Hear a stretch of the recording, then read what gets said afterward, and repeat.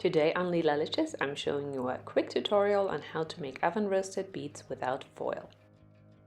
Oven roasting is one of the best ways to bring out the delicious, sweet and slightly earthy flavor of beets, especially if you have some homegrown ones like I do from my greenhouse this winter, or some fresh ones from the farmer's market. You don't want to dilute all the delicious flavors by boiling them to death, so let me show you how to roast them without any need for aluminum foil. First, you need to wash and scrub the beets, and if you have the greens attached, trim these off. But don't discard of the beet greens. Those are delicious and nutritious, and you can use them pretty much the same way as spinach.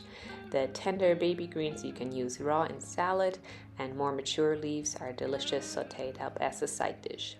Now we need a deep baking dish that can hold the beets. I'm using a square cake pan. You can also use a casserole dish that has a lid, that would be more perfect even. And line the bottom with some parchment paper. Place the trimmed beets on top and then drizzle each of them with a little bit of olive oil. We don't need much, just enough to coat the surface of them. And then use some sea salt or kosher salt and sprinkle it on top. And either toss the beets around in the pan or use your hands to spread the oil so that the skins are nice and evenly coated with oil and salt. You can roast any size beets, but I highly recommend using small to medium sized ones. Those have the most delicious sweet flavor and they're very tender on the inside, and they also cook much faster.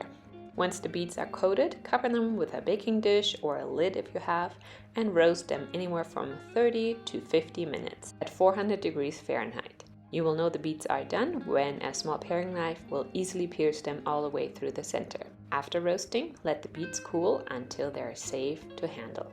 Now I like to use disposable gloves because I don't want my hands to be stained pink for the rest of the day. And I also use a plastic cutting board. I found that my good wooden cutting boards seem to absorb the beet juices much more and seem to get permanently stained, whereas from plastic cutting boards I can easily wipe off the beet juice.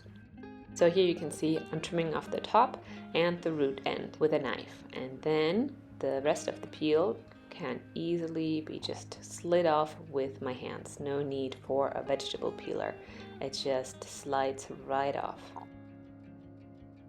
And there you have it. We have whole roasted beets, and we didn't even use any aluminum foil.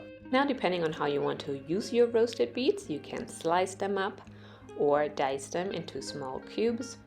If you're not planning on using them right away, I recommend you leave them whole, place them in an airtight container, and that way they last refrigerated for up to a week.